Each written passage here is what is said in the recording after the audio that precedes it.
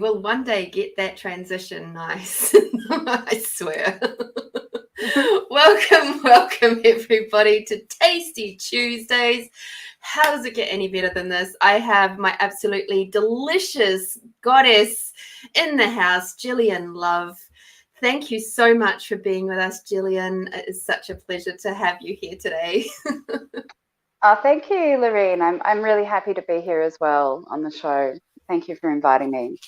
Absolutely. So a little introduction to Gillian is, as you saw in the intro there, she's a musician and a writer and a life model and a body empowerment guru.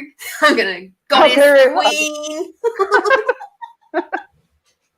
She has one of the best giggles, just like me. And I tell you what, she has just a wealth of beautiful sparkliness, and I'm really looking forward to having this chat with you, Gillian, about bodies and your passion project of Voluptuous Venus, which we will get to in just a moment. And I'm really looking forward to hearing more about how you got into life modeling and how this has actually created for you a power of spiritual development and empowerment, and how that has all showed up for you. Great. Sounds great. It's a good amount to cover, isn't it? So I'd like to know, just to dig a little bit into your past, of knowing, how did you begin on your spiritual journey? Well, that's a big question, and I've been thinking about it. Basically, probably the teachings I connected with the most as a young person were teachings of the East. And but basically the idea of reincarnation really resonated very young. I had a sense already of past lives, of having been here before. And I was very much looking for guidance from a very young age, having come through with extrasensory perception, like a lot of children do before they get entrained out of it by society. But the teachings of the East led me to India, led me to sit with many gurus and swamis, including Amaji, who's one of the more well-known gurus that are out there. And I've explored various traditions of the world because the passion for seeking the truth was one of the biggest drives for me as a youth and throughout my life, as well as the creative path. And that led to other things like Vipassanas, the 10-day Buddhist meditation retreat that have been very, very integral to my spiritual path as well. So basically, the path of self-inquiry through meditation. I've also participated in schools where I've trained my clairvoyant abilities and had guidance to develop that side of my spirituality, and really just like very broadly researched across the board, tribal, indigenous cultures, from cultures all around the world, to see what common threads I could find. It's been a passion. So I've put together, I guess, my own sense of what's true for me out of what I've absorbed in my my search. That's really, really changed in this fourth decade of my life. I'm 42 now. It's now about me really coming home to what I know in my heart, and not just in my heart, but also in my mind's eye, in my gut, and integrating my own sense of wisdom. Because I think, Lorene, there are so many teachers and gurus out there. I definitely don't profess to be a guru at all. And one of, it was a one bit of tongue in cheek. I know, but the thing is that there's so many gurus out there, aren't there? Modern New Age gurus, and it's a bit cringe for me. So I'm not going to claim to be a guru. And you know, in the kind of spiritual circles, you know, you've probably heard this one. It's the GURU, which is, in my experience, the real guide or guru or teacher points you back to that space. It's like, well, what can you feel is true? Because if we didn't have some capacity to discern the truth within us, then we'd constantly be deceived. And giving away our power to an external teacher, whilst being out of touch with that sense of inner knowing, is dangerous, actually, because not everyone out there is in integrity or alignment, whether they're a healer or a guru or a teacher. And that's quite a long-winded response, but you know, the spiritual path, it's a real journey, you know, isn't it? Absolutely. It's an ongoing journey. I don't know that it ever ends, to be honest. No, I don't know that it does. But yeah, there was a couple of points in there that I'm just like, I'd like to tease out just a little bit more. One of them was, you mentioned that you were looking for those common threads through all of the different aspects that you were looking at, the different tribal stuff. And so what have you discovered? Well, I mean, one very, very simple thing from all of them is that the human being's a soul having human experience. That's pretty common. And then basic spiritual concepts, like spirituality can get very, very complicated. Let's say in Australian Indigenous spirituality, and I'm really blessed that I have, you know, Indigenous elders, aunties, uncles, friends, that I've been able to sit with and learn from. The principle of Kanyini, of caring for each other and the land, of looking after everyone, is a very similar principle to, you know, Christ's teaching, which was basically look after everyone. The concept that everything is basically divine energy is another one. The sense that the divine abides within, the sense of the oneness of everything. There's a lot of stories of star origins or of coming from places other than this earth in terms of our soul lineage. That's another theme that's quite common.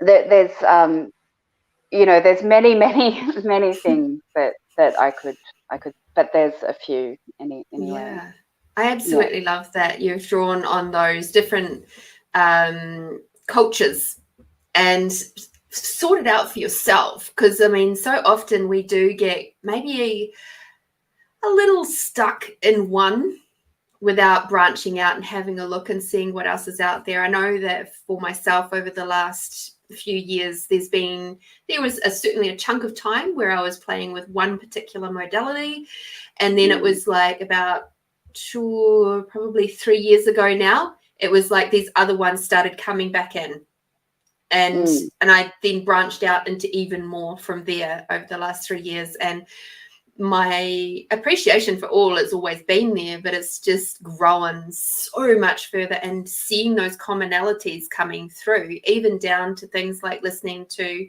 the book by Dolores Cannon of Conversations with Nostradamus. There's a really different cultural perspective, but also because he was from a different culture, right?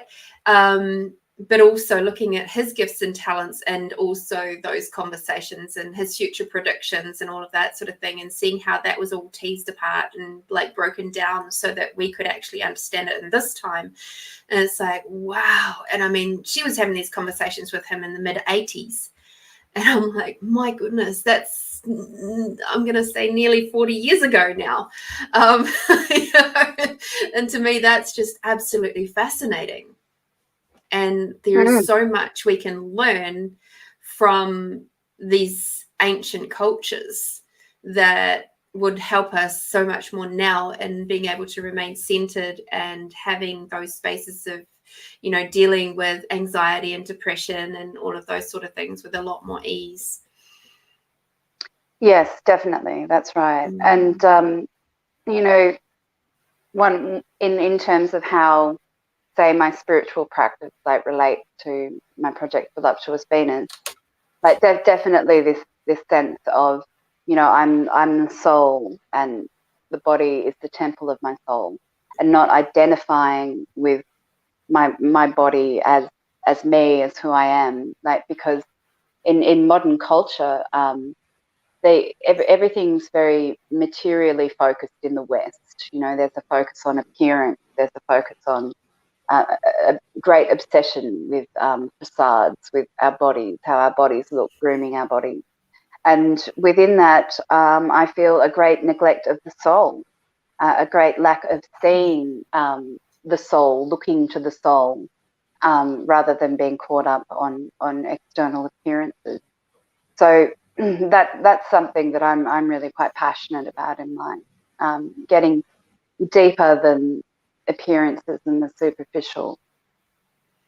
Absolutely. And I love that you've mentioned about bringing the soul part in. I mean, it is part of, you know, when you're talking holistic health and all of that, we're talking about mind, body, soul, spirit, being, whatever you wish to call it, environment, all of that, you know, it all comes in as one whole thing. That's holistic, is the whole picture, right?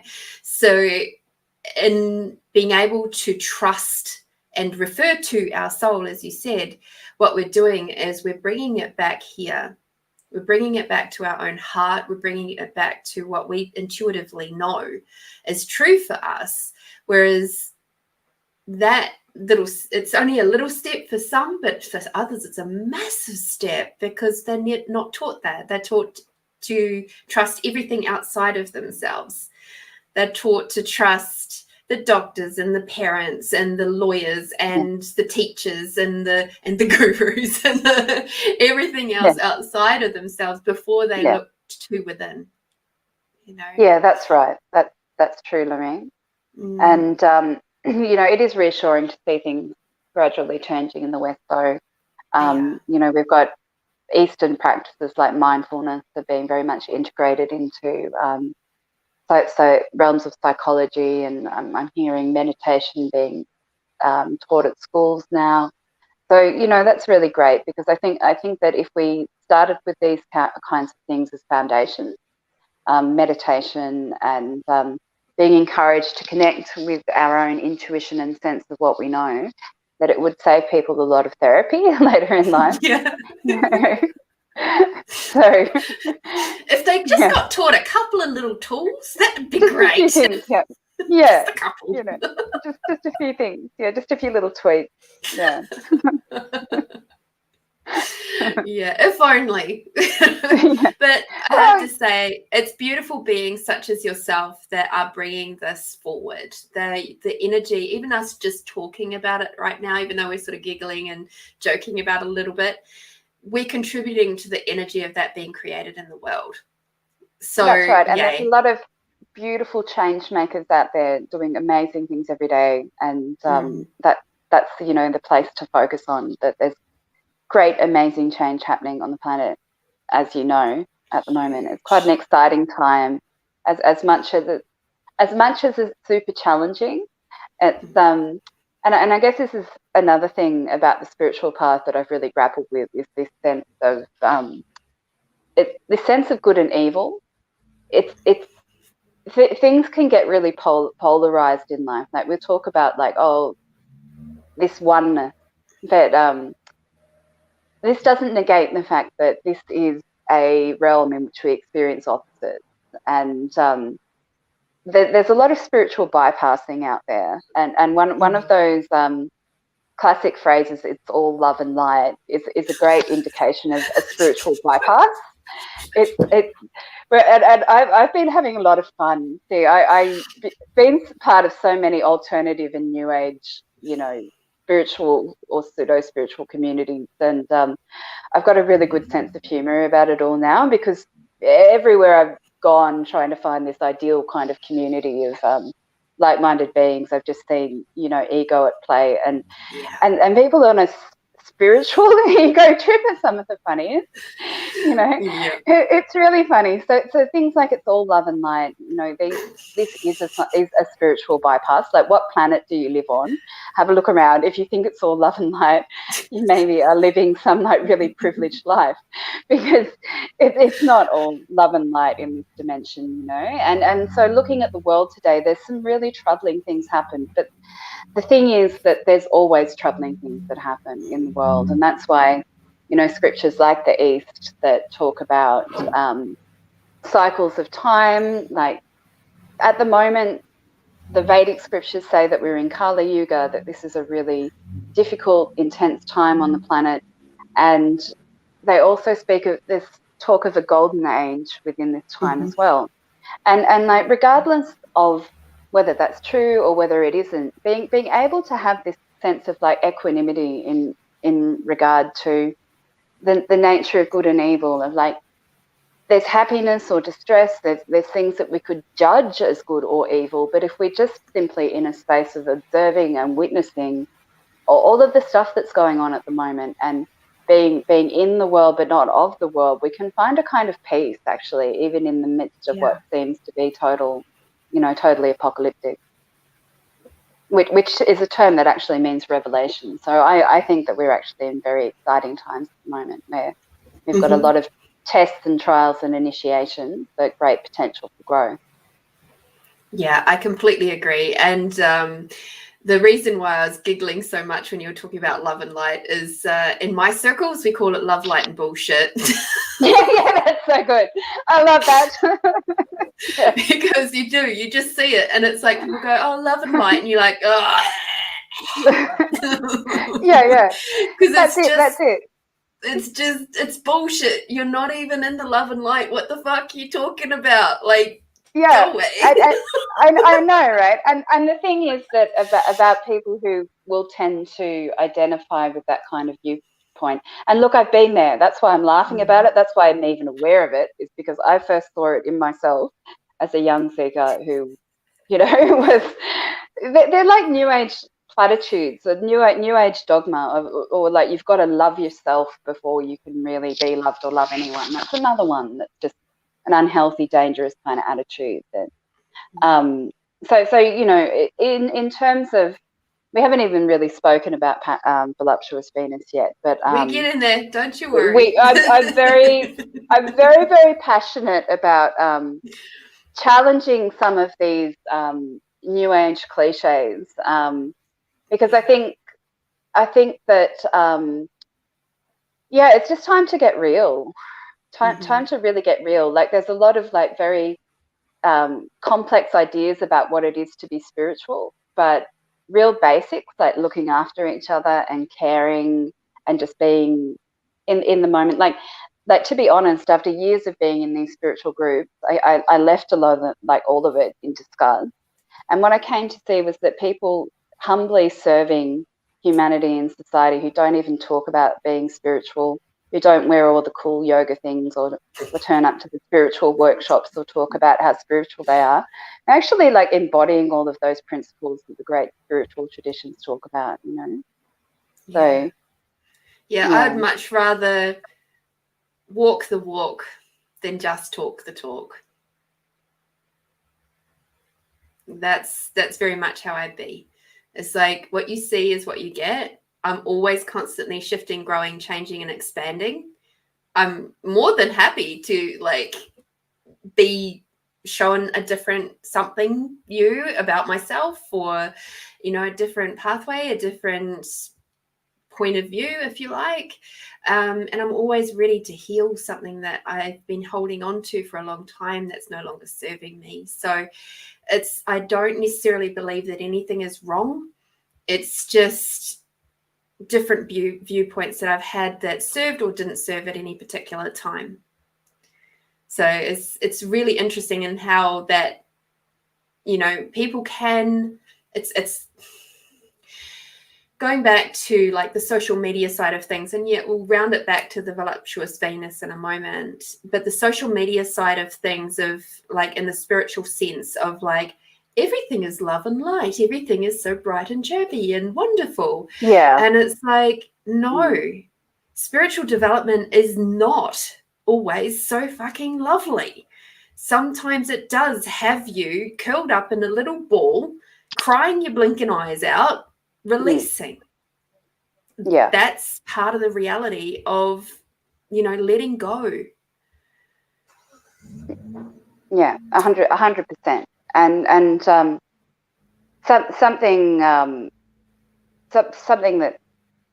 it isn't as obvious as it ought to be is that we're always, on our spiritual path, like regardless of whether we're reading spiritual self-help books or, doing workshops or doing yoga or, attending this or that practice. Like, life is the great teacher, and we're all going through our lessons and initiations, regardless. So, but I very much identify with some of the things that you just shared about your path, like healing, growth, and evolution is my commitment in life, and yes, to always be open, and practicing as much self-compassion as I can, and compassion to others, and I've really ceased attempting to be a perfect version of myself. I'm in this space of actually, I'm finding, like, one of your questions is like, what is consciousness? And I'm just going to briefly dip into that for a minute, because like through Eastern practices and through other things that I've done, one way that I could describe what consciousness is the witness, the part of me that's witnessing my thoughts and feelings.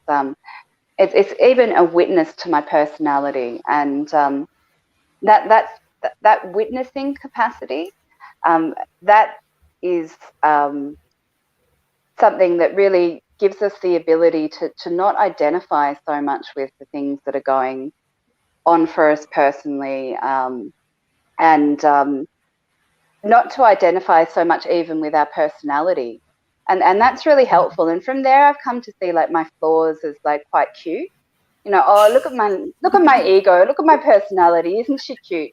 Because like my ego and my personality is basically like this survival strategy, like this link between my spirit and my body and this dimension. It's like the little sort of interface that's just doing its best to kind of like function in the world.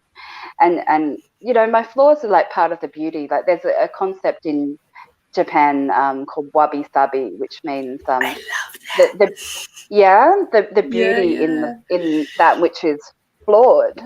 Yes. And so it's like what you were saying, like not judging things as right or wrong or good or bad, and having this sense of like it's another thing that's like very much pushed in the self-development and new age and spiritual movement, is this sense of constantly striving, the next workshop, seeing the next coach, doing the next thing, reading the next book, all with this kind of sense of like, oh, we're just not quite okay right now.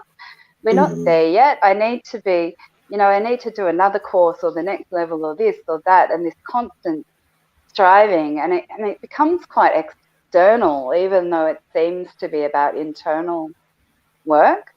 So being able to rest in this idea of like, I'm lovable as I am. I'm beautiful as I am. It's okay to have character flaws, and being able to have compassion and love for that, and being able to see other people in the fullness of who they are, not some kind of ideal version of how we think they should be, or falling in love with their potential.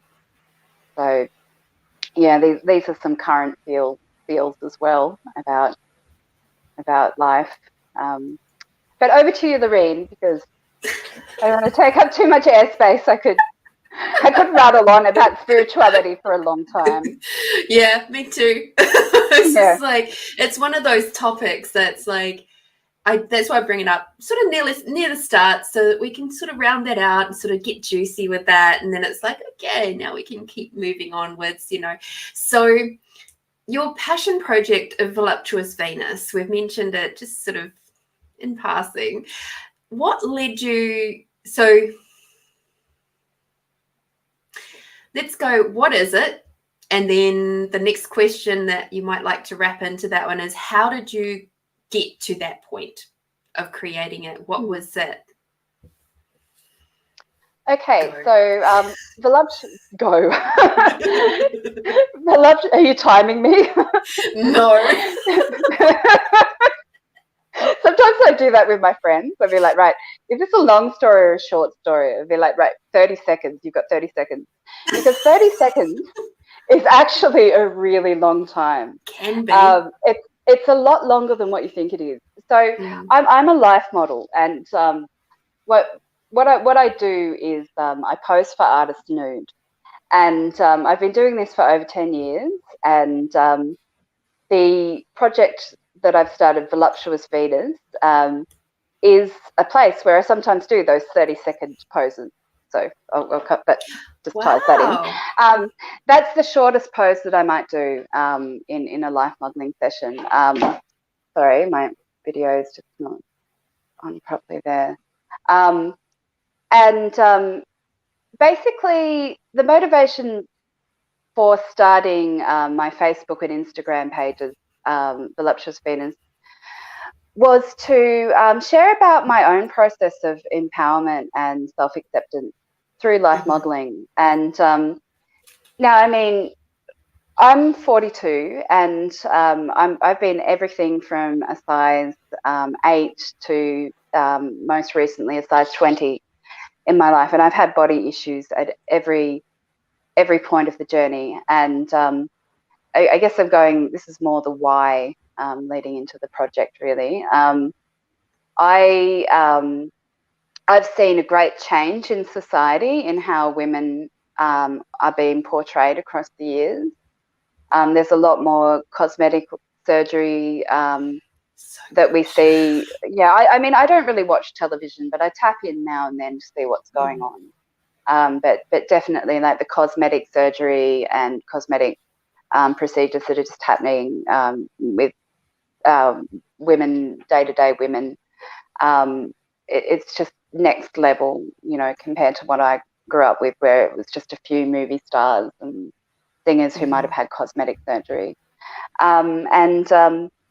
I tapped into this. Look, I'm a bit ashamed to admit this, actually, but during COVID, I kept hearing about this god-awful Australian series, like Married at First Sight, and look, I say it's god-awful, but look, I enjoyed it. I got into binge watching. It was COVID. I couldn't go out. I couldn't see my friends. I couldn't see anyone. It was like the apocalypse. And yes, I binge watched Married at First Sight, many seasons. So admitted, all right. And the kind of women that I saw who I knew, you know, like, people were watching.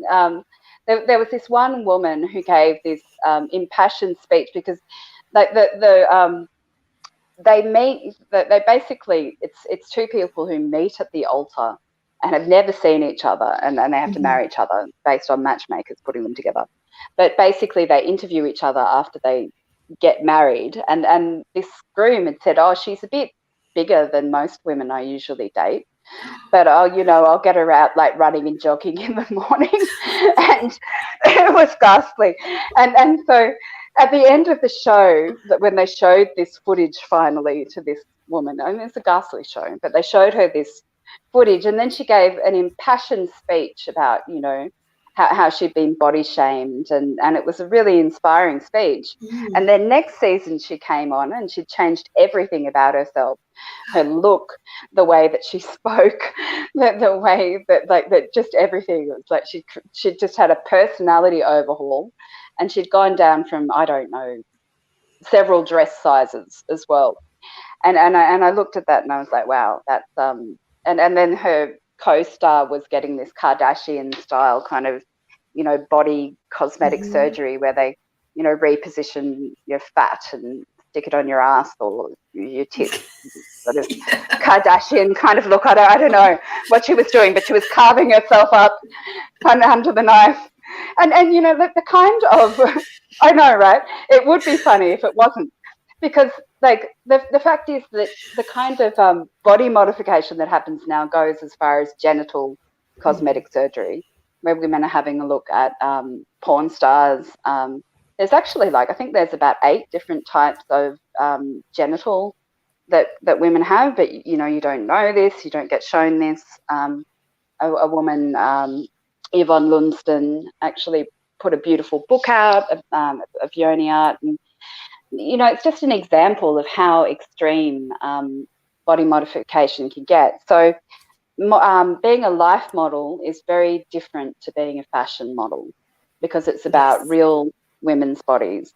It's not about a lot of the things that we see in the media. There's only a few body types that really get represented and as beautiful nowadays. We've got the kind of gym fit body that you might see on the cover of Sports Illustrated. You might have the waif look, the I eat cocaine and lettuce, Kate Moss kind of look.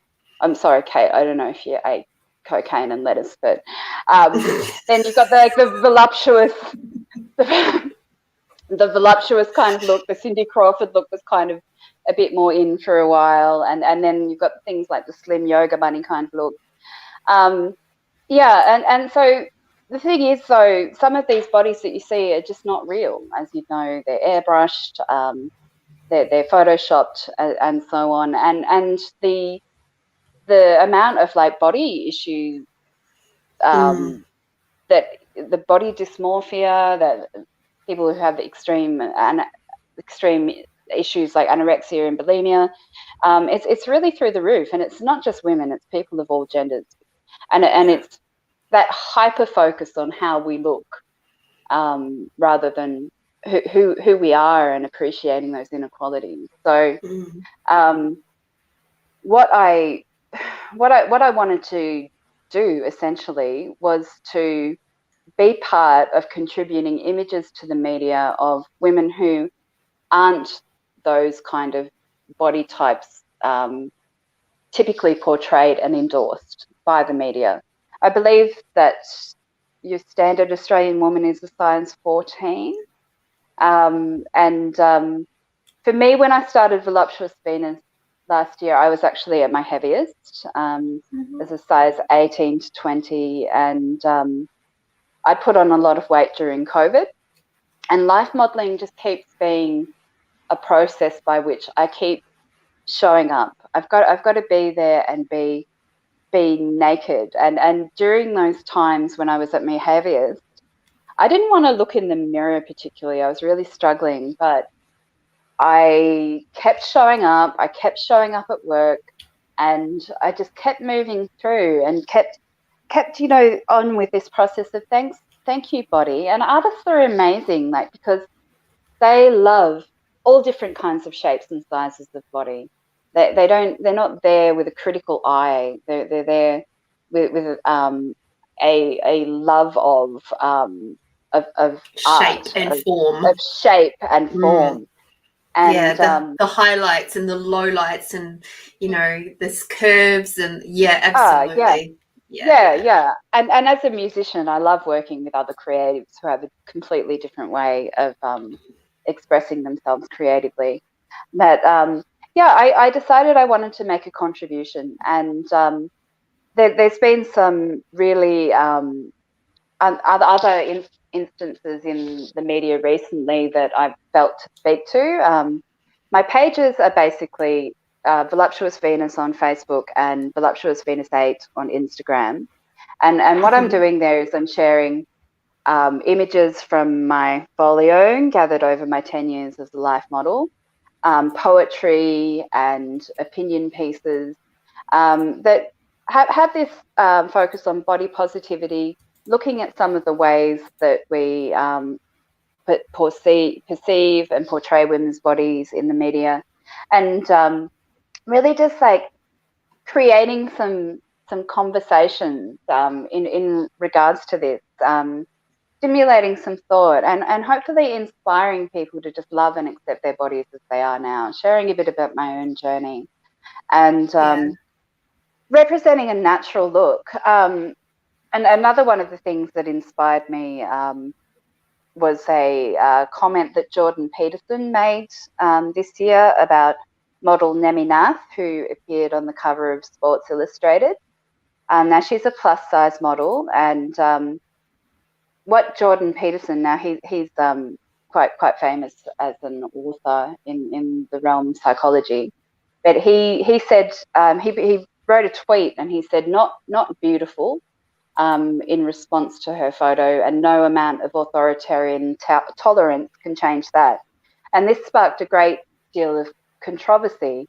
And that's the kind of thing I wanted to respond to. It's like this idea of like, well, you know, who are these authorities that dictate what is beautiful, who sell what is beautiful, and the effect of that is really unhealthy, because I think about if I had a daughter, if I saw her growing up in today's world, I would want her to know that she's beautiful just as she is, and for her to have that choice, like to know, however you are, honey, whatever your body size, you know, however you look, like that you're beautiful as you are. Because really, to me, it's the beauty that shines from someone's soul that it really gives them beauty.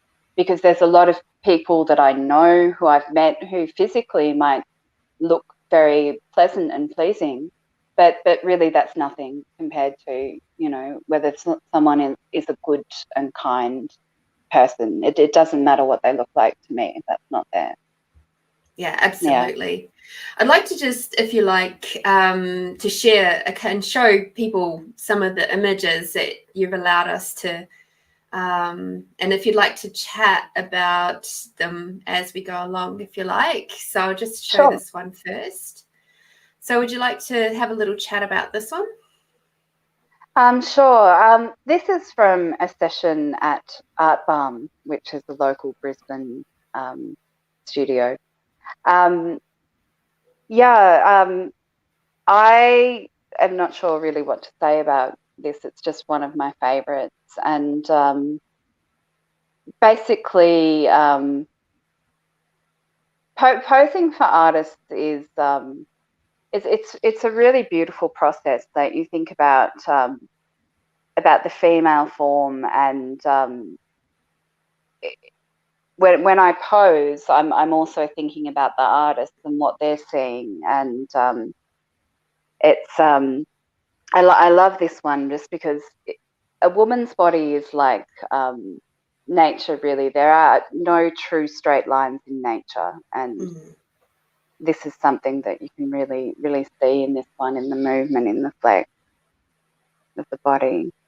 Yeah, absolutely. And just the peacefulness of it. Like, it's, for me, when I look at this image, I really see like the artist and the care of how they've done all the different pieces of shading, and they've really taken a lot of care to make sure that you look really soft and grounded and supported in your pose as well. And that really comes through in that image. Well, that's interesting that you should say that, actually. The first thing you said was that I look peaceful. So I just use that opportunity to say that, yes, when I life model, I meditate.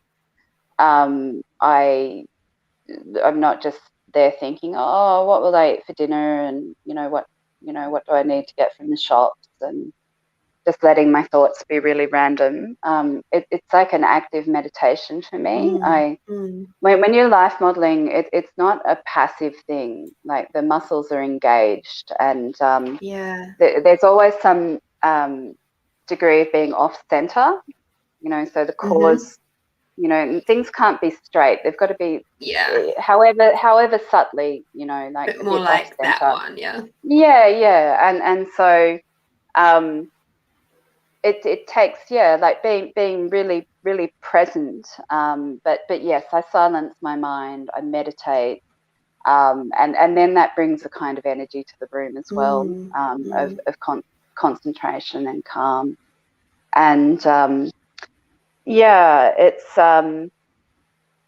it's really amazing, and it's that sense that I'm not my body, the body is my vehicle, and that really allows me to be present there under the gaze of strangers drawing me, but you can imagine like being scrutinized in that much detail, but having you know, a dozen or more eyes on you as they scrutinize you naked, and then having all of these reflections of these different drawings. And believe me, they're not always flattering. There's times when I look at things, and I think they're all beautiful. Yeah, because I put the ones up there that I really like.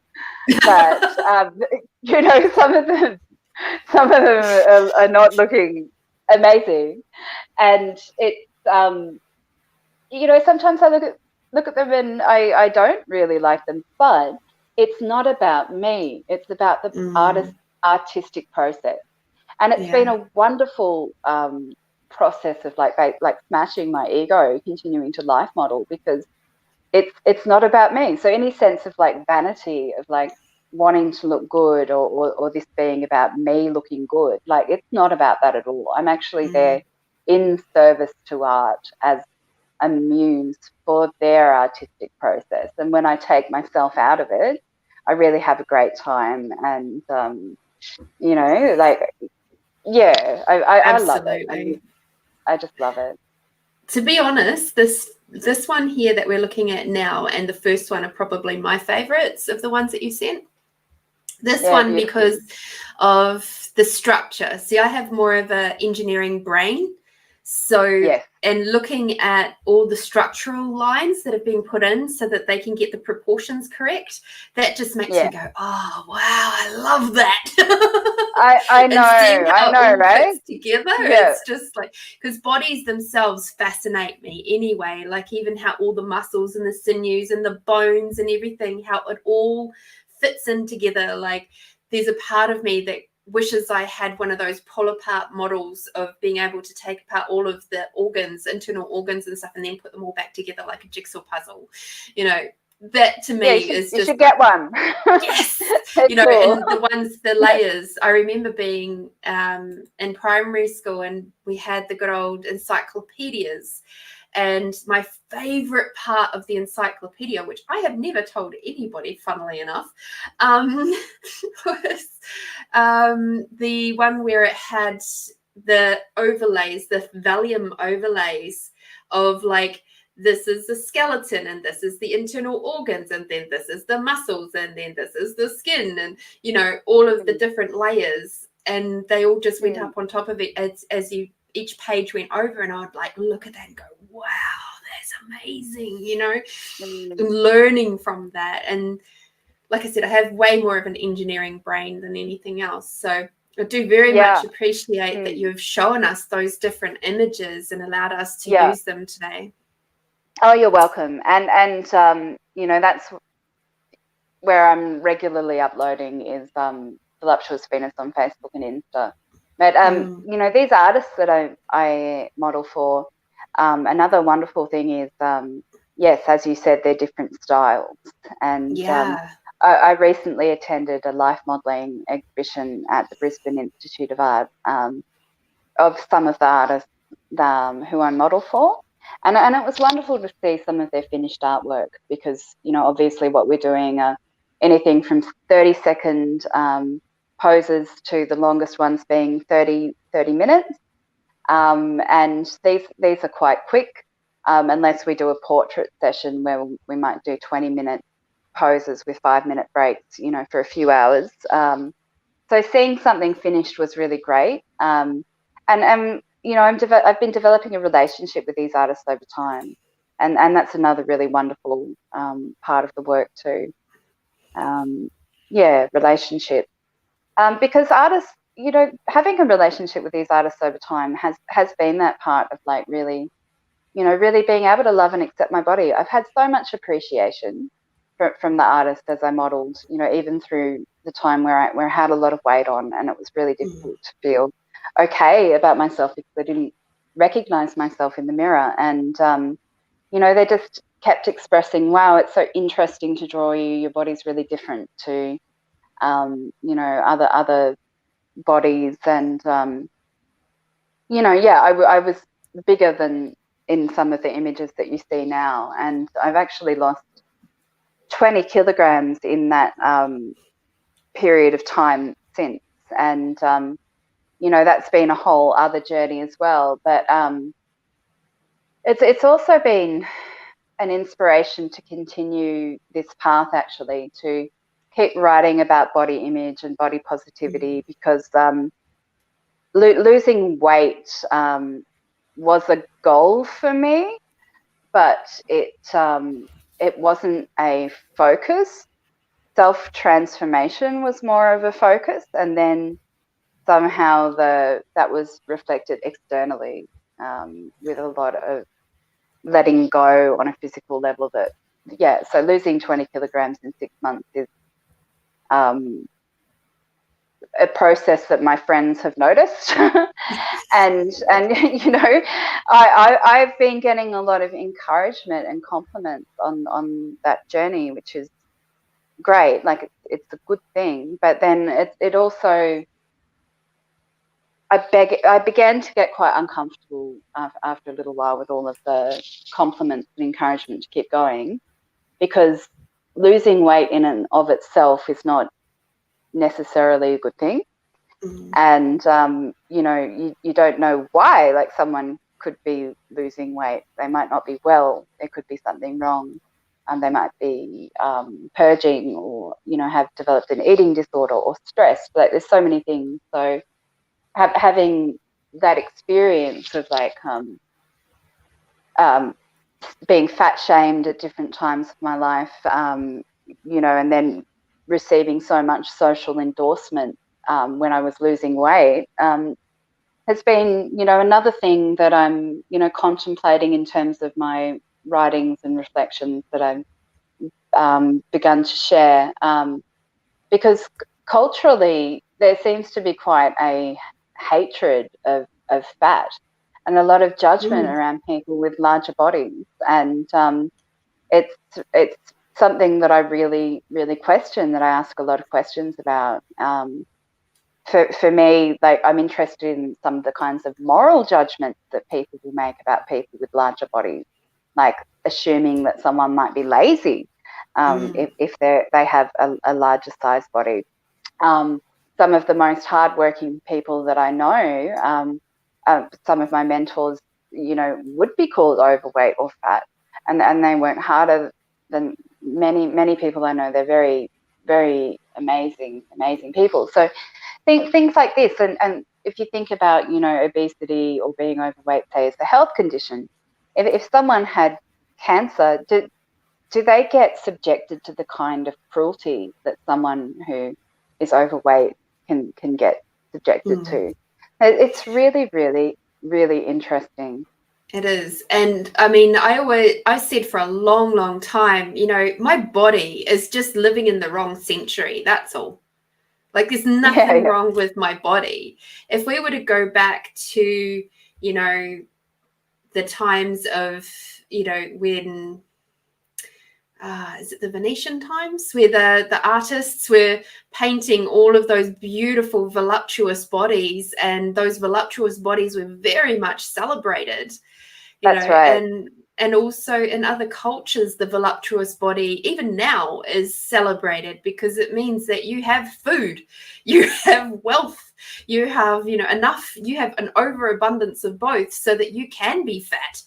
It's like, it's seen as right. Quite a very good thing. Especially in the African cultures, like, being a larger woman is actually a really good thing. It's a status symbol to be a larger woman. And it's only this social media side of things that says that we aren't. And I just want to do a quick shout out to Mandy Jane. She's tuning in. She's chatting with us over there on the chat. And she said that she would love to be able to do this as a more voluptuous body type, but it scares the hell out of her. Yeah.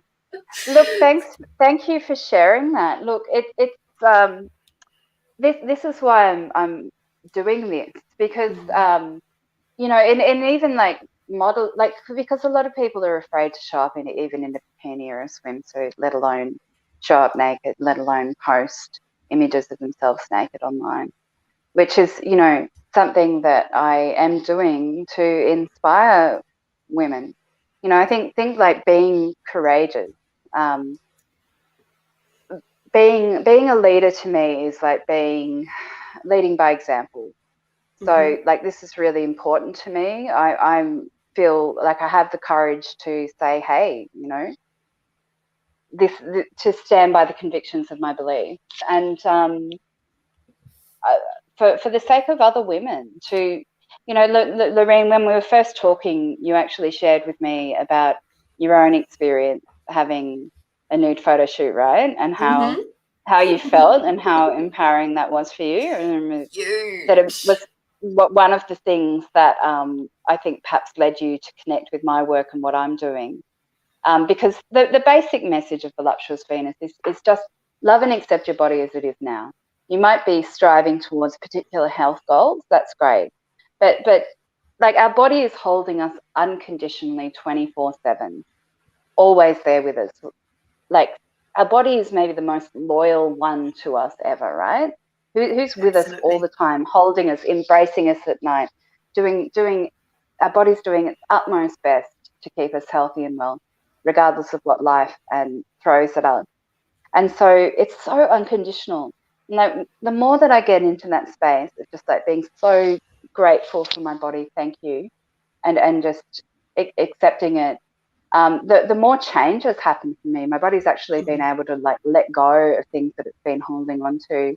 But if we look at ourselves like with judgment, it can often compound issues like, being overweight, because that sort of negativity about ourselves can just like feed things like, comfort eating, literally, like feed the kind of habits that can make us unwell. So yeah, great to have goals, but not to sort of delay loving ourselves until we fit back into that dress that we've left in the cupboard. That was one of the things that I did during my process of shedding a lot of weight, was go through that Maria Kondo process of the feng shui writer's process, right, where she says, does this give me joy or not? And so a lot of those dresses that I'd been saving in the closet that I might fit into, they went during that time, and it's like, I've done that too. Yeah, so it was such a good feeling, like not holding on. Yeah, because you're not sitting there having them look at you every time you go into your closet and you feeling the judgment because you're not fitting into those just yet. It's like, if it's not, and really that judgment is only coming from yourself anyway. The clothes have no judgment of you. well, that's it. And that's why I love my birthday suit, because it always fits. Exactly. Yeah. So one of the there's a couple of things that I've done that is probably a little bit on the edge of like woohoo and sort of right up your alley. Is number one, it was that nude photo shoot that I did, and it wasn't in a studio, it was out at the beach, and I actually had two shoots that I did on the one day. And this is for our lovely audience who I'm sure are like, oh, really? There's one of my Facebook pictures, actually my cover photo at the moment is a silhouette of me kneeling in the sand. That was from that day. And also there was one of my profile pictures. It's not my current one, but it's one I had before that, where it's I've cropped it from here to make it Facebook okay. Apparently Facebook doesn't like nipples. Funny that. On nipples on ladies, I should say. Nipples on guys is fine. We've got to love that. And no comment. Yeah. And the one thing that, because we did it in two lots, we did one early in the morning when there was hardly anybody on the beach, and then again in the afternoon where it was Easter weekend and there was at least 50 people on the beach with me. And so I can really relate to that thing of people just watching you and looking, being very interested in what you're doing. And, because it's not normal to, even at a nudist beach, to have a photo shoot. We all get a bit curious when there's a photo shoot, even if it's a wedding party or something like that. We're all just curious people. And I was sitting there on the sand, and I had shoes on, a hat on, and that was about it. And there was a tension in my body initially because there was just so many people around, and I was just like, oh my God, I can't believe I'm doing this. It's like 5 o'clock in the afternoon and there's all these people here and holy shit. And then the lovely photographer asked me a couple of questions, and the questions didn't really sit necessarily well to loosen me up. But given what I was going through at that time on a personal level, but I just sat there and I took a breath, I closed my eyes and I went, right, I have a chance now to either make this be a really awful shoot and be a complete waste of everybody's time, including my own, by being really tense and trying to push away all of this attention and everything, or I can relax into it, absorb, allow that energy to flow through, allow the attention to flow through, and just really enjoy it. Enjoy the process of moving my body and having it looked at, and, you know, having the sun touching my skin and a little bit of a breeze. There wasn't much of a breeze. It was actually the perfect day for photos. And I was just like, I think that second option feels so much nicer for everybody involved. You know, so beautiful. That's what I chose. And there's a real distinct difference in the photos between the ones that were taken initially and when we moved to the other side of the camera, where there's like, because the ones that have me with the cliff face behind me, and then there's the ones where there's the beach, the water behind me. There's such a massive difference between them. And there was some different people came up to the photographer, and one of them said, you know, where are these photos going to be? Are they going to be in some kind of magazine or something? Because they're absolutely gorgeous. And another one said, are they just going to be on a calendar? Because I'll definitely be getting me one of those. And another one was like, where can I buy these images? And they told me about all of this afterwards, and I was just like, whoa. Wow, you know, and this is me as a woman. I was sitting around probably a similar shape to what I am now, between a 16 and an 18 as, you know, Aussie size, but I'm very curvy. I've got a tummy. I've got the mummy tummy overhang thing going on, you know, it's like, but I've got great boobs, but they're not perky. They hang, you know. And well, you know, who says that is not beautiful? The thing is that I think it's beautiful. I love this parts of my body.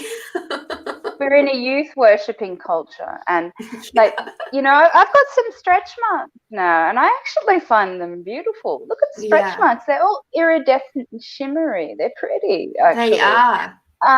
The fact that gravity has an effect, like I have no problem with this. Like getting used to aging. Yes, what happens? Like if you have a baby and you get a baby body, if you get big and you can't get to the gym or whatever to get the weight off, like this. If we have this portrayed in the media, then it wouldn't be so difficult for women to go through those kind of changes. If we showed the bodies of women who have had C-sections or mammograms or you know, breast removed or you know, stretch marks. So if all cellulite, if all of this was normalized in the media, then we'd really have a lot less problems with body image than we do now, because what we're seeing in the media is just not real life. No, it's not. And I have to say, one of my most favorite moments of the photo shoot was where there was a shot of me from behind, and I was like, oh, I've got butt dimples. Oh my God. Cute. It's like some people have them up here. Nope, I've got them on my butt. And I mean, I don't see myself from behind. So, no. And so it was just so awesome to note that I have these cute little butt dimples. So they're actually one of my favorite parts of my body, but there's that gorgeous shape. And there's some really, one of my favorite shots is where I'm like sort of leaning back, and I've got sort of one leg in front of the camera, sort of coming up like that one, and the other one is resting on top. And just the shape of my thigh coming down, and just everything, I'm just like, this. But beyond that, it was my smile. It was my body is like sparkling because I'm just really loving all of the energy and who I be, and the fact I just felt really in my goddess at that point. I was just like, yes, this is why I was doing this today. You know, I just felt so empowered, and it was just like, I didn't give a shit what anybody said or did to me for the next like 2 weeks after that, because it was just like, I am so awesome. I feel great. I'm just, you know. That beautiful. And imagine if we were all walking around with that feeling of empowerment all the time. Because the reality is, like, if we're not able to just be, right, you know, I'm good with like being in my body and how it is and how it looks and feeling great about it, like how much energy would that free for us to just be our magnificent? If we weren't completely, you know, picking things apart and obsessing, how much money like would women have that would be available to them if they weren't spending, you know, thousands of dollars on beauty procedures? It's something that, so it's great that you shared that, you know, like life modeling is a really wonderful, empowering process for me. And you know, the other thing I want to touch on briefly in terms of my why is that, you know, with, I was going to say in regards to that, something my friend said to me once was, it's not about your size, it's how much you embody your body. Personally, I love big women. Myself, I think they're gorgeous. I seem to have lost quite a lot of weight because I'm letting my body go to that space that feels right for me, to feel healthy at a healthy size for myself.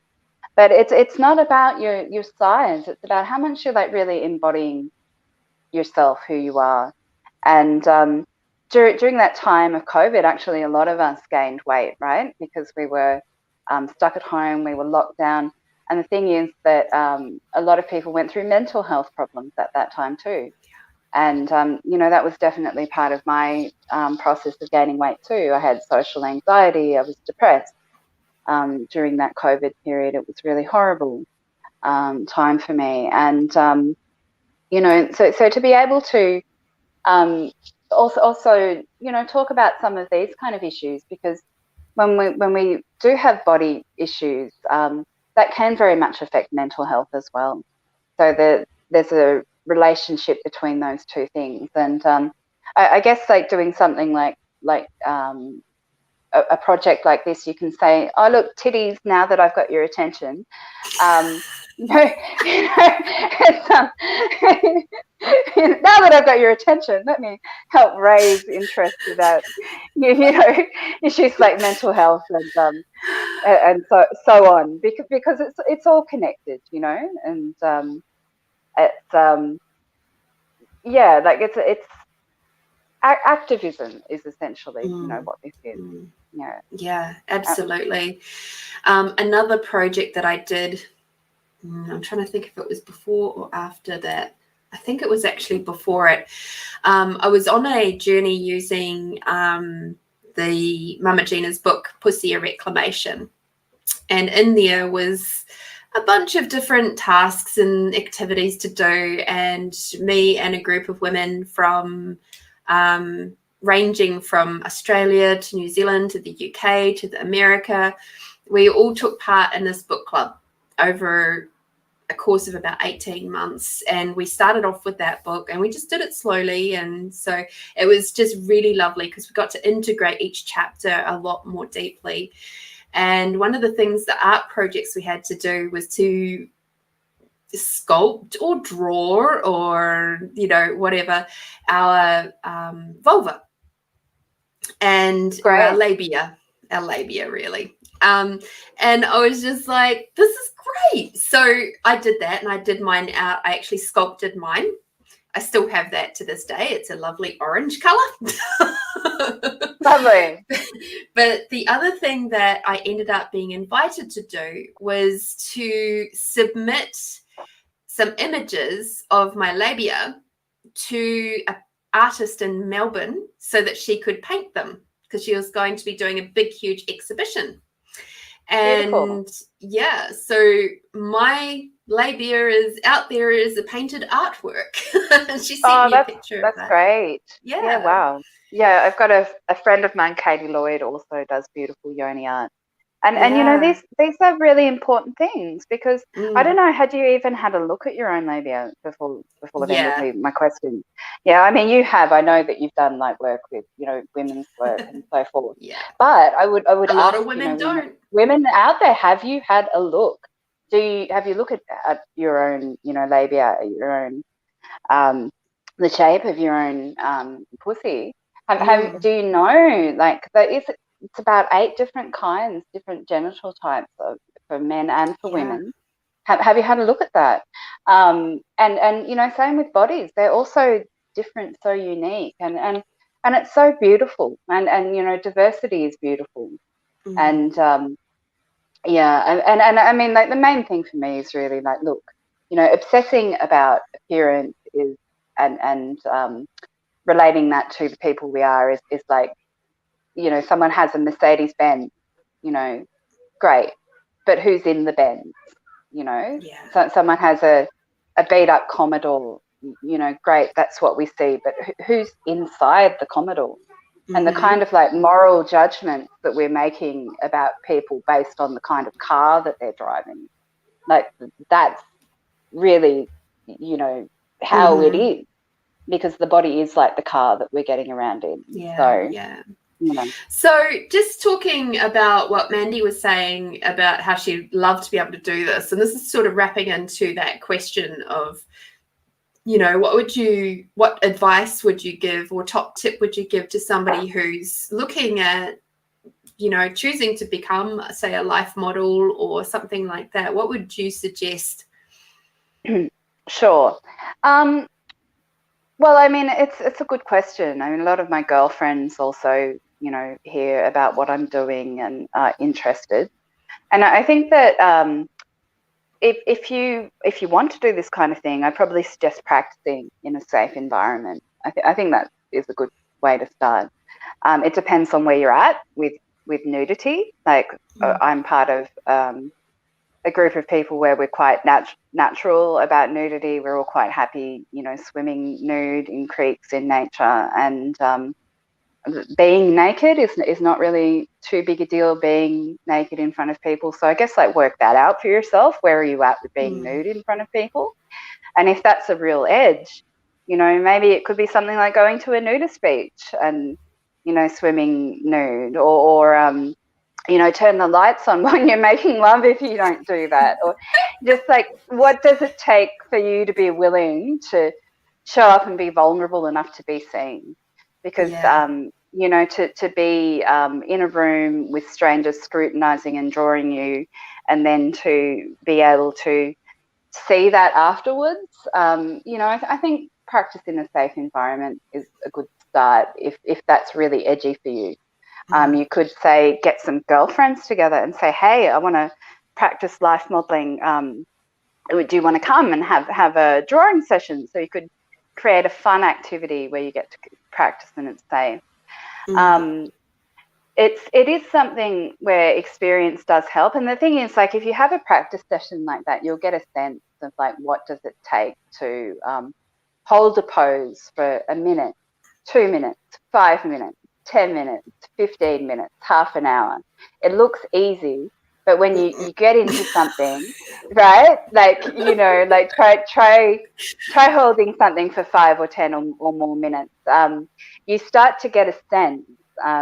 when you practice, and if you're doing this, say, like in a group with your friends, start with 30 seconds, start with a minute, start with 2 minutes, start with, go up to 5 minutes, and let yourself kind of practice these poses, and have a look at, does it look visually interesting when you see what people are reflecting back to you? That's another thing to have in mind.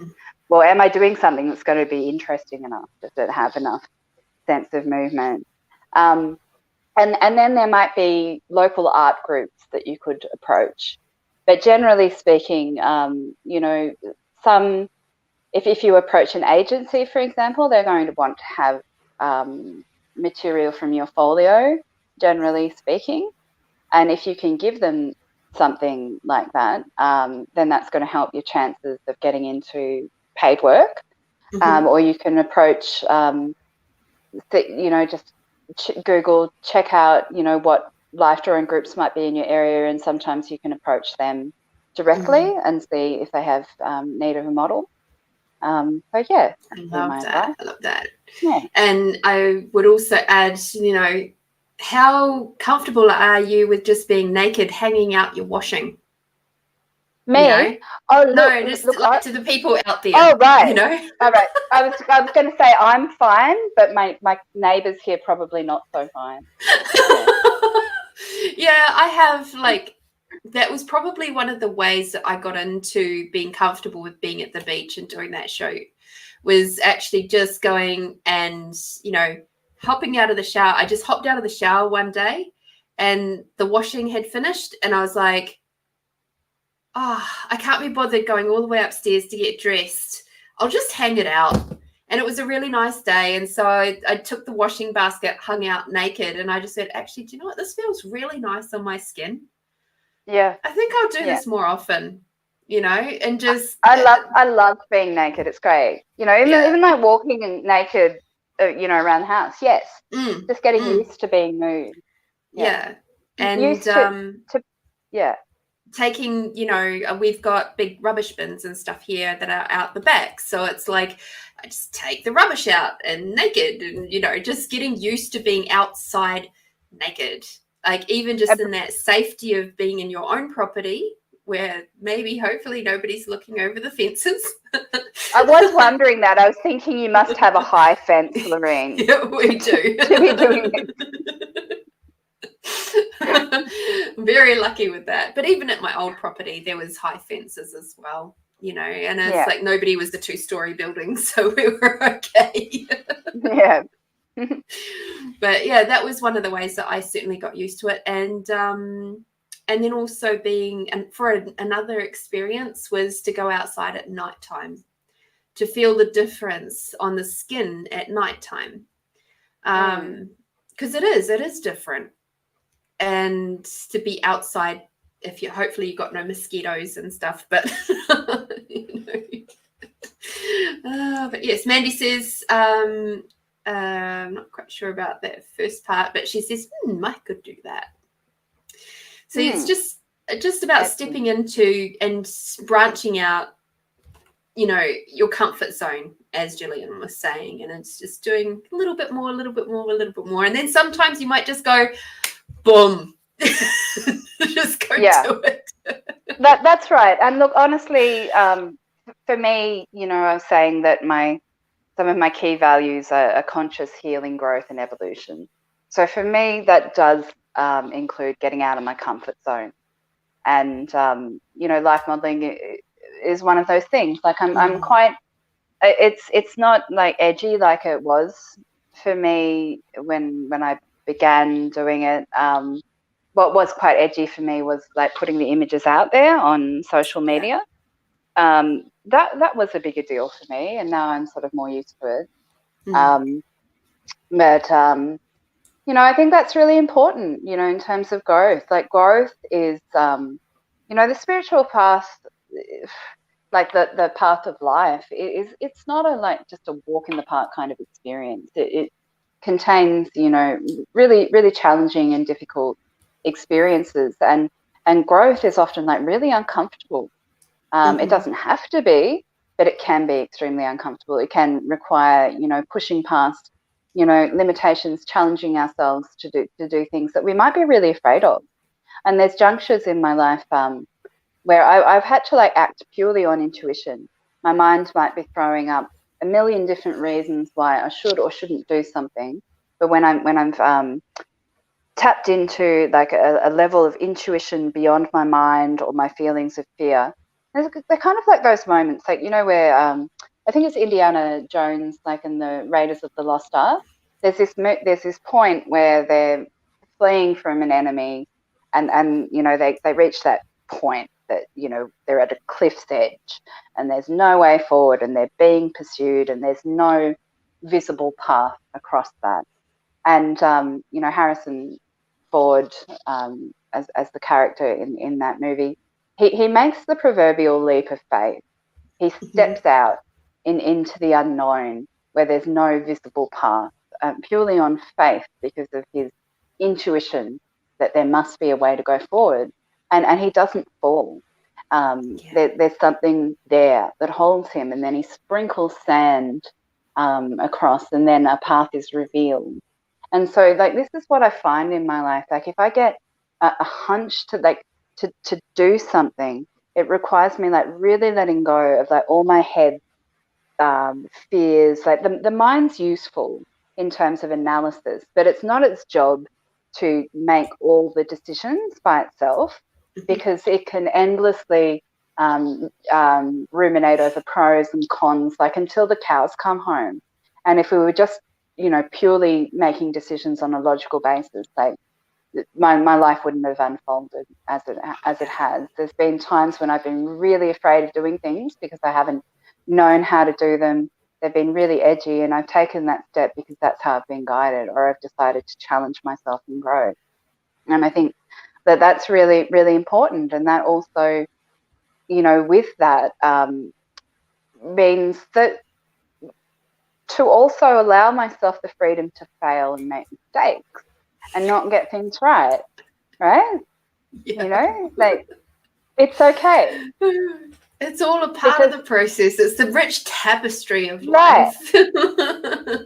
Well, yeah, and it's from our mistakes that they often get the most growth. Because if we, it can be a big thing with anything. It takes time to get any kind of mastery of anything. So we're always going to be in a process of learning, and that always is going to entail mistakes. Mistakes are part of the process of learning, and so if we often, the reasons why we're afraid to try a new thing because we're afraid of failing. But if we went, what if that's perfectly fine? If I fail or embarrass myself or whatever, then how much more freedom does that give us to try things that we might want to try? Yeah, absolutely. I can think of many a moment where it would be considered a big failure, and yet it turns out to be one of the most fascinating, fun stories of my life. Yes. Yes. I do know. I can relate, because another one of my side projects at the moment is actually moving into comedy. And, oh, yeah, because, I'm having a midlife crisis, Lorene. It's quite ghastly. I went to a party the other day, and I'll tell you what happened. So I walked in, and for starters, they were making us play all these ghastly party games, which I hated. I wanted to get out of there anyway. But I looked around and I went, oh my God, everybody here in this room is middle-aged and up, and they really look it. And I was like, I literally started having panic attacks. I was like, wait, I don't belong here. This isn't right. And then I went, hang on a sec, I'm middle-aged, I'm 42. And then I started freaking out. I'm middle-aged. No, this isn't right. And I literally would have run out of that party if I didn't have a friend on either side, also, in their early middle age, next to me. And I know it sounds really funny, but it's kind of this, middle age has sort of crept up on me. Now another one of my things is that I'm a musician, and when I was young, I just kind of wanted to burn bright and fast and die young, and I nearly succeeded, but somehow I've made it through to being middle-aged. So with my midlife crisis, I want to be creative with it. right? So it's not going to be like the buying the expensive status symbol or the, you know, dating like people half my age, although, you know, that they are cracking on to me. That's fine, the trigger thing, whatever. But basically comedy. You know, by the time you get to like your 40s, like there's a reason like people say that like middle-aged people are sort of like bitter and twisted with a lot of baggage. It's called life. So I've decided to like resort to comedy to turn all of that bitterness and gall and disappointment, you know, into something, you know, that I can commercialize and make money from and inspire people with. Like, you know, talk about some hard-hitting issues like, you know, being an artist and, you know, mental health and life and love and spirituality and all of these things. So, you know, I'm an all-round kind of creative person with a lot of passion for, you know, through art, basically. You know, Bertolt Brecht said that the art is not a mirror to hold up to society, but a hammer with which to shape it.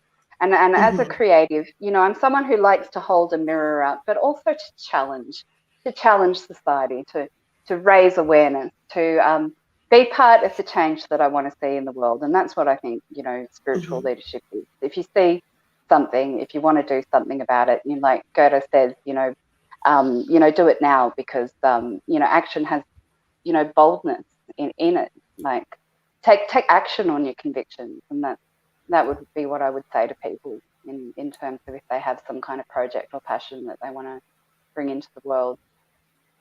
Absolutely. I have a funny story to tell you, which is going to make you feel better about being middle-aged. So Great. Great.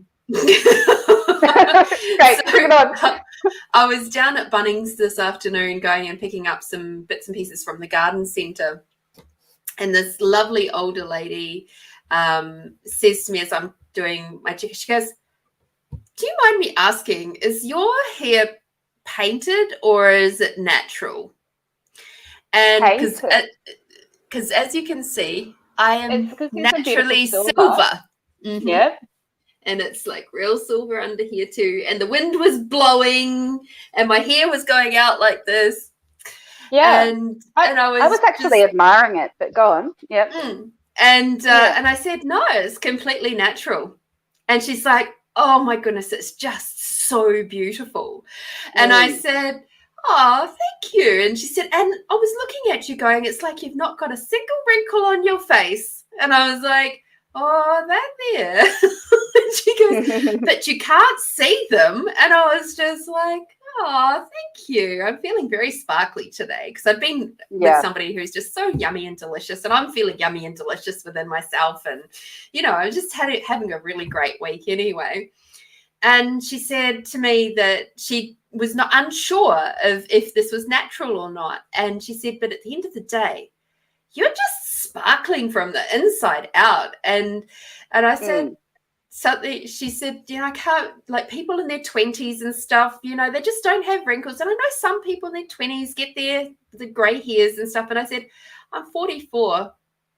And she says, "Oh, see, you're just so beautiful, not a wrinkle on your face at all." And she goes, "You're still a spring chicken, love." Yeah. It's like, I mean, you know, look, honestly, like I've never cared about age because again, it's just like, you know, I actually prefer the term like how many spins around the sun have you done? I think it's way cooler, you know, and it's not something that I really subscribe to in terms of, you know, I don't really identify as kind of the human, let alone identify as being a middle-aged human, you know. So no, you're a middle-aged guru. Middle-aged guru. Oh God, no. Oh God. That's so cringe. That's so cringe. I've got like my Facebook feed is so full of like influencers and coaches and healers and like new age gurus. Like you know, no, just no. No. But if I could share some things about my own journey that are helpful to others, then you know, that'd make me very happy because you know, I think like something about, reaching the age 42, and for lovers of Hitchhiker's Guide to the Galaxy, like, you'll know that 42 is this random kind of thing that the supercomputer comes up with when given the task of like finding the meaning of life, right? 42. And so, like, funnily enough, I really have, in a sense, found the meaning of life for me. It's what I'll come back to what I shared earlier in the podcast about really coming back to my own truth. This notion of like, know thyself, really coming back to me, that kind of quest, that was external, that was all about digesting things through my mind, trying to find answers. Like, when I'm in a space where I'm really in my heart and, grounded and present and, with all the chakras open and flowing, if you like, but, just in your heart, grounded and present, that's enough. Like, when I'm in my heart, I don't have any question. I'm not on any search. There's a kind of awareness and knowing where I just know things, where I just feel connected with everything. And there's no search. So when it comes to see, it's that idea of a search is a very mental kind of concept, It's like, really, what is there to seek? I am a divine being, and, in the Vedas, they say that each of us is whole and complete unto ourselves, and that the nature of the soul is eternity, knowledge, and bliss. So it's like, wow, we've got like all we need within the little package that we are to discover, And it's like sovereignty, I'd say, like, in terms of like the spiritual path, like, sovereignty is really important to me. And so, the notion of a guru in India, a guru is simply a teacher. It just means a teacher. And in India, your first guru is your mother. Your other gurus might be your teachers that teach you music or whatever. But to give one, like, we give like respect to a teacher, but to give over one's power and to blindly follow dogma, for example. I just see this so much. People give away their power and put someone on a pedestal, whether it's a healer or a guru or a teacher or a coach, and can get into the trap of like, giving away a lot of their time or money or autonomy over to someone else. And my tendency always has been to question, like, to keep asking questions, to apply critical thinking, to stay attuned to intuition. Very important, because I've gotten into trouble, and a lot of people can really get into trouble by but being naive and not being tuned in. Yeah, 100%. And I'm so grateful that you're out there encouraging this level of intuition to be embraced as an everyday thing. It's one of the things that speaks to my heart, teaching those tools, and so that you can get to a point where hopefully in our lifetime, hopefully, we will be living in a society where in general it's normal to follow your intuition, not a conversation that we have to have. It's a special conversation anymore. That would be my greatest wish. And again, I feel like that starts, with children. Like, if we had this stuff like modeled to us really young, and we're told like, oh, how does that feel? Like, things like, how does that feel? Like, rather than telling our kids to go and hug someone, which I just really am not a fan of, giving them a choice. How does that feel? Do you feel like you want to hug that person? You don't have to. What do you feel, in your body? Like, some of the Access consciousness tools, let me share a bit of a background with that. Does it feel heavy to you when you tune in with doing this? Does it feel light? Like, being able to feel in our bodies. It's like, well, what is this gonna be like in 5 years if I take this choice? But tuning into the energy of things, and then we can really avoid getting into a lot of the trouble that we can get into in our lives. If and I think that like things are changing, Lorene, and that was something that I touched upon earlier. It's like, it's very easy to get discouraged about the state of the world. You know, we've got war. We're talking about things like World War III. It's my spiritual path that gives me strength in these times. It's an understanding of history. It's the realization that right now we've got a group of powerful people in the world who are, you know, dominating and controlling and, you know, exploiting the planet's resources and controlling and enslaving the people. And essentially, my attitude is what's new. Like, that's been the case, like, right through history. And the way that I see it is like, right, well, this group of people, you know, like something my dad said that I still meditate on is he said, well, even truly evil people have to be motivated by goodness to live with themselves. I think about that and you know, again, like with the access consciousness, this sense of like not judging things as right or wrong, good or bad, you know, for starters, and just going, well, you know, this stage of like, you know, wanting to control and rule and make decisions, you know, maybe decisions that are felt to be the best decisions for particular reasons. Well, that's where they're at in their journey, in their spiritual path. And something that the love and lighters tend to do, and why these people, you know, I wouldn't say they scare me, but I think it's disturbing when I hear that, because someone who's on that kind of spiritual bypass generally will project their shadow that they haven't looked at onto the other. So it's the other who is the villain. And you know, like, I don't know if you followed this. It's a bit of a tangent, but basically, like, projecting the shadow onto the other. So it's those bad people who are trying to, you know, rule the world. And I look at that and I go, oh, that's just like I've dubbed it, you know, Revenge of the Nerds. There is actually a movie out there called Revenge of the Nerds. I didn't know that. I thought I was being original. But anyway, Revenge of the Nerds. Yeah. And so I see it that way, and it's like, oh yeah, there's Revenge of the Nerds happening, you know. And I was just like, I'm going to change channels. And since I've done that, my life is really different. I don't take it too seriously. I don't go, oh, you know, it's really awful, the world's going to hell. It's like, well, you know, I'm a spiritual being having a human experience right now, and yeah, it's pretty full on, but why focus on that? You know, rather than focusing on, you know, what's wrong, because that energizes that. If everyone's watching Revenge of the Nerds and going around and saying, have you seen what just happened on Revenge of the Nerds?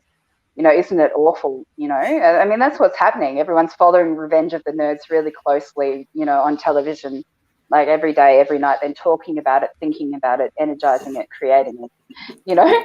Whereas if we change channels to the Heaven on Earth channel, and you know, watch DIY videos on, you know, things to do to, you know, augment that Heaven on Earth reality and what other people are doing, well, we'd be energizing and creating that, right?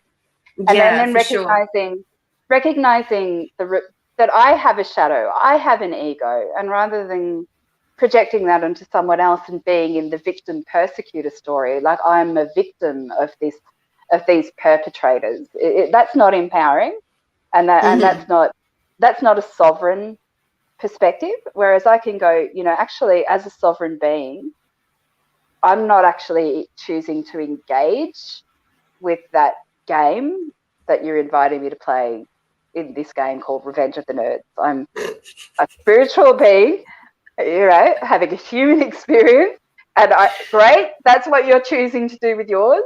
And thank you for the reflection and the opportunity to practice stepping into sovereignty by not identifying with this story that you're trying to sell me. Does that make sense?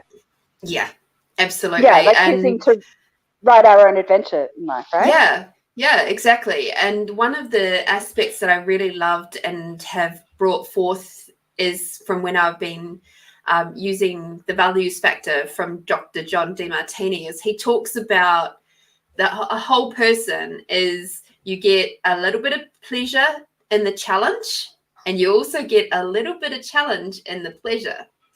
And if you can realize that is the whole story, then you won't fight against any of it, because there's always going to be a little bit of challenge in the pleasure, and there's always going to be a little bit of pleasure in the challenge. You know, so it's that whole yin and yang thing. That's why the yin and the yang looks like it does, because there's a little bit of the white and the dark, and a little bit of the dark and the light, right? Exactly. It's the same concept. And this is where I get a little bit like, used to get frustrated with the love and light and bullshitters, because all they could see was the light. They were not willing to admit the dark or the challenge. They were head in the sand, not la la la la, not going to see that, not going to ignore it, I'm not going to admit that, la la la.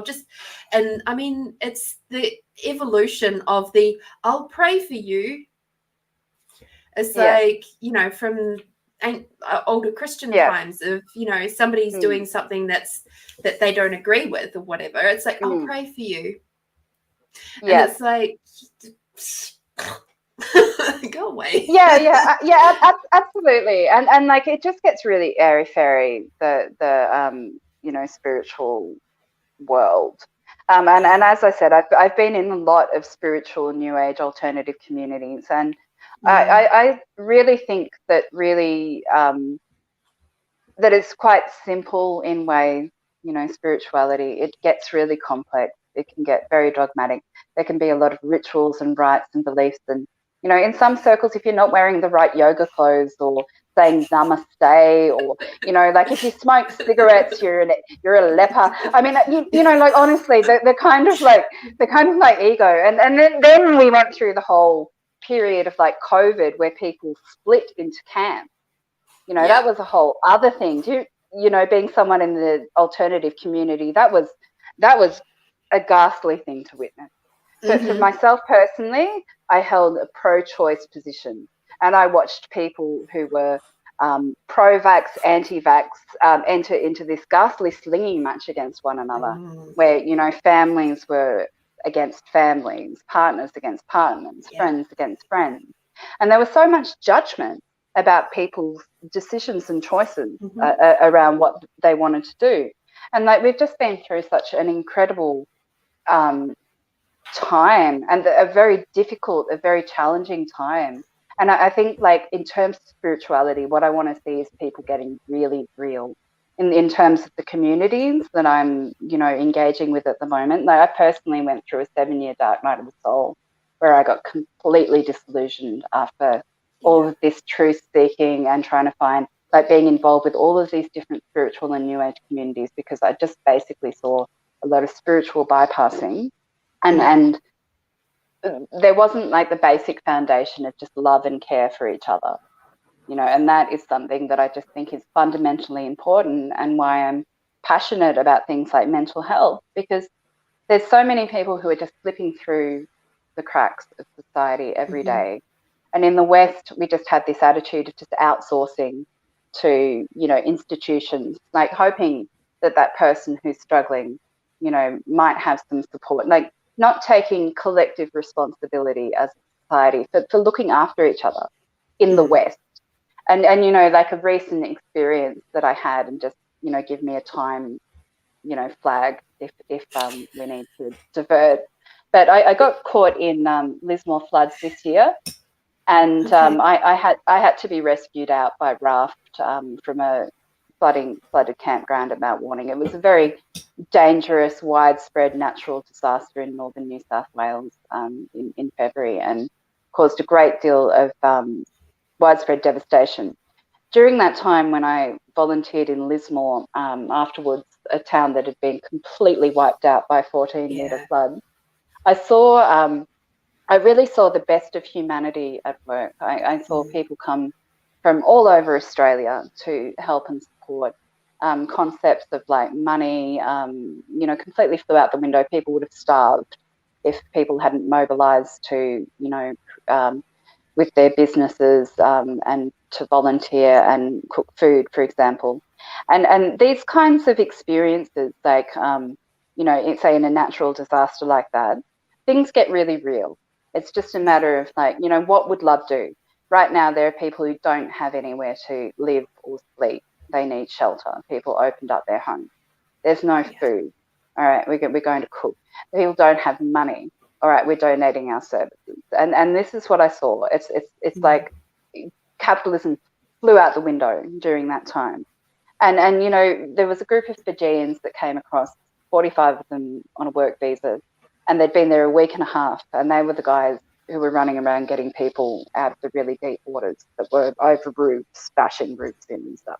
I met these guys, a few of them, and they talked about their community where they don't have government who are going to step in and fix the roads or like save people, SES. The SES were, you know, it was really people helping. It was, I just wasn't even going to comment, you know, like it was we won't community, no comment. It was people helping people through that crisis. Definitely. That was the thing. That was the messaging that we got down here in South Australia too, because that happened, if I recall correctly, just around the time that Canberra, like the rally happened as well. Yes. And I think it happened maybe just after. And I recall coming back and seeing all of that, and I was just like, wow. And then just that sense of community. And because I don't watch mainstream media news at all, at home, but at that time I was still working in disability. And so I was able to see what was happening. And hang on, was I working in disability? No, I was not. Sorry, I scrapped that. I was not working in disability at that time. So I was seeing it from the alternative sources anyway. And that was the most beautiful thing that I saw, was just that sense of community coming together, supporting each other. And I'm just like, yes, that is what is important. And that is what we have to remember. Thank you, Mother Nature, for reminding us that we are not a whole bunch of individuals doing an individual thing, that we are actually part of a whole, and that as a whole we can be there to support each other. And it doesn't matter about your sexual orientation, it doesn't matter about your age, it doesn't matter about what job you have, it doesn't matter about your income status, it doesn't matter about your vaccination status. If you all come together as a whole, you can support each other and be really fucking strong. Well, exactly. Exactly. Yes, that is what we needed to be reminded of. Exactly. And that to me, like, that is not complicated. It's not like highfalutin. It's not like, you know, it's not like a dogmatic thing. It doesn't require faith. It's, you know, this is the principle of Kanyini that, you know, Uncle Bob Randall speaks about, and you know, is a really key, you know, tenet of spirituality. It's so simple. It's just, in terms of community, like, look after one another. And you know, all of this other stuff, like, if that's not being done in these kind of communities, then it's lacking authenticity and foundation, as far as I'm concerned. Like, if we're talking about community in terms of, you know, inner work and self-inquiry, that can be a more personal path, that, like, it's only ourselves that can really inquire. But then having loving reflections from others is really important, because there's things that we don't see in our blind spots that actually need to kind of like be worked on within, you know, community as well. I think that's really important. You know, you get those reflections from friends to, like, let you know when they might see something about that you're not seeing. So I mean, yes, like that's that kind of thing. And then, you know, what the Fijians I was talking to were saying is, like, like we, you know, they have their tribal and community ties. And in the West, we've got a very fragmented culture. And it's really like that culture that's sick, not individuals. So this have concepts like, you know, like the mental health, you know, pandemic that's affected the world through COVID. Like, it's huge. The mental health issues as a result of issues like the floods or the bushfires, or, like, you know, or the state of the world nowadays. Like, you know, mental health issues are a reflection really of what's going on in the world today and our individual responses. So it's something that I'm very passionate about, because it's part of that thing of caring for each other is not continuing to perpetuate ideas in our communities of like, well, you can only be loved and lovable if you love yourself, as if love is some kind of inside job. As far as I see it, like, we need to be shown love to know love as children. And then like love is a redeeming quality. There's been times when I've been, you know, really, you know, utterly lost on a path of self-destruction as a, you know, wild, creative, kind of tortured artist. And it's been love that's been able to heal and redeem me at times, you know, when I've been in that place of pain. And similarly, like, people can give love to, even to love a pet can be greatly redeeming for a person. So, you know, love is a great healer. And Christ, you know, one of the great teachers of all time, you know, he just said, love each other. Love is a healer. Love. And love, you know, what would love do? It can be so simple. And then all of that other stuff, whether you say namaste, whether you smoke or you don't, whatever your lifestyle habits, you know, who you hang out with, whether you wear the fashionable yoga brands, whether you do ayahuasca ceremonies, I don't know, whatever form of cultural appropriation you're into. It's just like, are you kind? Are you good? You know, simple stuff. Are you being here now? Are you just being practical? One thing that my family used to say to me was, my Auntie Anna, actually, I've got a very salty, earthy family, and I'm like the big space cadet of the family, the black sheep. But you know, completely obsessed with like the spiritual path and always going off and exploring ashrams and cults and sects of different kinds and being a crazy artist. But she said to me, Gillian is searching for her inner soul, but the only place she's going to find it is on the bottom of her feet. And she's like, honestly, she's been dead right in my case. And it's so disappointing. It's so disappointing because I spent, you know, about a couple of decades like devouring spirituality through my mind, trying to find answers, you know, to things. And really, it's just like, be here now, be in my heart, you know, be grounded and be discerning about things. Yeah, and you know, there's a lot of great things that you can analyze, but in the end, I think it comes down to, you know, what do you know? 100%. I'm just really loving this chat, but I'm aware that probably both of our bladders are starting to burst. So I would love to give you an opportunity to just have a little think about, who would you like to sit next to on a park bench for an ideal afternoon? Who would that be and why? Yeah, Substantia Jones. She's a New York photographer and activist, and I came across Substantia Jones and her Adipositivity project. And look, I'm a big fan. When I started Voluptuous Venus last year, you know, it's not just nudes from my own folio that I'm sharing, but also, you know, other images of voluptuous women in art. And I went on the look. I was trying to find like images of classical and contemporary art. And to be honest, I couldn't find that much contemporary art of voluptuous women. I don't know, like, I'm going to have to like keep refining my search filters. And then I was like, well, I want to find pictures of like really big women. And when I did that, like searched for the, you know, like, I don't know, fat women, plus size women, voluptuous women, like I found some really cruel memes like about like fat women, like, you know, obese, morbidly obese women. And I was really shocked. Like, you know, like I had not, like, you know, the level of cruelty that I saw on the internet. And then somehow I stumbled across Substantia's work and her Adipositivity project. And so basically there's some really large and beautiful bodies that she's photographed. And it's so beautiful to see the bodies of, you know, Substantia uses the word fat. She says like fat is a very neutral kind of term. So, you know, and Adi is a word for fat as well. So adipositivity, being positive about fat.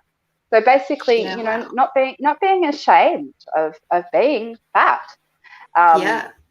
you know, and there's another cool site I like called Fat People Flipping You Off, which is, you know, a whole bunch of fat people giving you the bird. I like that one as well.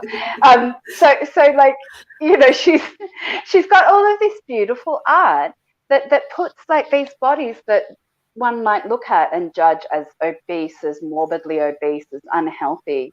It's a totally different reframe to look at these beautiful photographs that she's taken. So Substantia really inspired me, as did the people that stepped up to do this photography. You can just see in their faces how empowering it is for them to step into that space and say, hey, this is me, this is my body, and to be seen in that beauty. So yeah, I'd love to sit down and have a talk with Substantia. She's also a queer activist, and as someone who is also queer, you know, it's great to be seeing, you know, artists in the forum who are, you know, being also open about that in the public forum. Yeah, absolutely. It's like, I know for me, like I love the female form, and the biggest aha moment for me was when we were doing that photo shoot, and I'd worked a lot on just really loving this, just really getting to a point where I'd been on a good 4-year journey with her already, of just as she is right now. Hello, gorgeous you. And I love you, and thank you for being with me, and I'm so grateful for you and all your bits and pieces, and I'm just so grateful for you. And the first part of the photo shoot in the morning that we did, and the lovely lady was like, what's up? And I said, because of course you're taking photos of areas that maybe you haven't really looked at before. And I was just like, I hadn't really thought about my inner thighs. I was like, out of all of the areas of my body, it was my inner thigh. And I was just like, and she goes, but hun, I've got that too. And she was willing to get basically pretty much naked with me. Oh, wow. To be able to take some more photos so that I could, and I looked at her body and I said, but honey, you're beautiful. And she's voluptuous too, right? And she goes, just how you're looking at me is how I see you. Yeah. You're beautiful. And I was just like, something went click in my head at that point, and I just went, oh yeah. So for anybody out there that is like going, I don't know if I could ever do that, turn that, like, if you can look at any other shapes and forms and go, God, that's beautiful. Remember, that's also you. That's right, exactly. And that's something that I've noticed in myself as well. Like, and it's not just in terms of looking in the mirror at oneself. You know, it's like easy to do that and just to pick apart, you know, every little flaw. For me, it's my belly. You know, my belly is one of those stick out bellies. I mean, technically, I love it, but that's the area where I get a bit, you know, thing. You know, you get a bit thing. I get thing about my belly. But being able to be in that space of like, you know, yes, if I seeing that on another woman, I'm like, that's beautiful. It's so weird, isn't it? Right? But yes, like what you were saying about just turning that critical thinking around and being in that space is like gratitude. You know, obviously gratitude is so powerful, right? We talk a lot about that in these kind of circles. So applying that to our bodies, like our body responds so much, like to that kind of attitude, to that kindness, like being kind, being kind, being thankful, being compassionate, developing that relationship. And the more that I do that, the more I'm actually listening to my body, listening to my body's needs, you know, having a beautiful relationship. Like this is a relationship that I have with my body. So like a relationship with anyone, if I'm constantly criticizing like a partner or a friend, what's going to happen? Like that's going to be an abusive relationship, or something unsustainable. So same with our bodies. Like if we're in an abusive relationship with our body, then that's not optimal. No. It's not going to be the best relationship. Correct. I have had a saying for a long time, are you being your own best friend? Because if the way you speak to the body, if you was to speak to your best friend that way, would they stick around? Yeah, well, that's right. And sometimes, like friends might not stick around, and that's a great opportunity to look at why. And our bodies might get unwell or sick, and then that can be a great opportunity to look at what's going on there. Our body's got a wisdom, what's it trying to tell us? Yeah, and exactly. I think like for me, like people talk about self-love, and for with my journey, like I've had a pretty intense journey in life. Like we all have our traumas and difficulties, but I haven't had a lot of self-love and self-worth and self-esteem, and where love is a very generalized kind of word, isn't it? Lorene, Can be. I think it can be. It's got lots of layers there too. You can say, I love an ice cream, or I love going to the beach. But when I think of this concept of self-love, I'm really going more for self-compassion, kindness. But speaking more kindly to myself. Having more gratitude. Like I'm getting more specific than this concept of like self-love, and being more compassionate and kind to myself is more realistic to me. And not being too judgy. Like, it's a process. 100%. Well, my love, thank you so much for coming to play with us. Thank you for entertaining us with your stories and your journey. And, I'm just wishing you absolutely all the big, huge juiciness for your future endeavors. And definitely, if people wish to check out Voluptuous Venus, to be inspired, to be empowered, that's in the show notes. So people can absolutely check that out. And I would highly recommend it. And I'm looking forward to seeing more and, enjoying the space of Voluptuous Venus. It's a beautiful little community that you've got going on in there. And who knows, maybe you'll come to Adelaide and do a stand-up show in Adelaide. That'll be awesome. Yeah, we'll see. For festival time. Yeah, we'll see. Like we have Mad March, so Mad March. Oh, that sounds fun. Yeah, it's it's a process. It's a journey, and at the moment, I'm just enjoying being on that creative journey, and like experimenting on my friends to see if they think that I'm funny, with like mixed results. Sometimes things go like bop bop bop. But that's like part of the process of learning how to be a comedian, right? Because you've got to learn how to deal with being booed off stage as well. It's not going to be everyone's cup of tea. So again, it's a great process for ego annihilation. Absolutely. And also you got to remember, your friends have heard your stories before. New audiences haven't, so they may respond differently. That's right. That's actually the point that I got to over the weekend. It was like, right, time for fresh blood. Yeah. Watch out, world. It's been so nice talking to you, Lorene. Thank you. Thank you for inviting me onto the show. Totally welcome. And thank you to everybody who tuned in. Thank you to Mandy and Brooke and anybody else. I know that there was a couple of little lurkers floating around in there too. So thank you for coming and playing and enjoying our space and time and the conversation. I hope that it has definitely, inspired you too, because I know that it's reinvigorated something within me as well, which is beautiful. I'm always happy to have that little injection of body deliciousness, I'm going to put it that way, into my world, because I went on a big long journey with that one. So yeah, and that's right. It's ever evolving.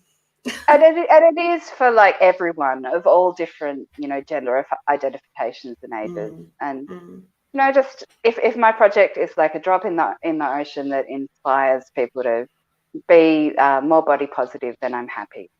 Yeah. It's really new project, and I'd love more support. So if you know anyone who's challenged with their body image, then feel free to send them along and start joining in some of these conversations, because any business or venture, it's about like relationship, creating a relationship with people who are going to be interested in following writings or creative content. And Mm. whether it's a business or a project, it's really about relationship.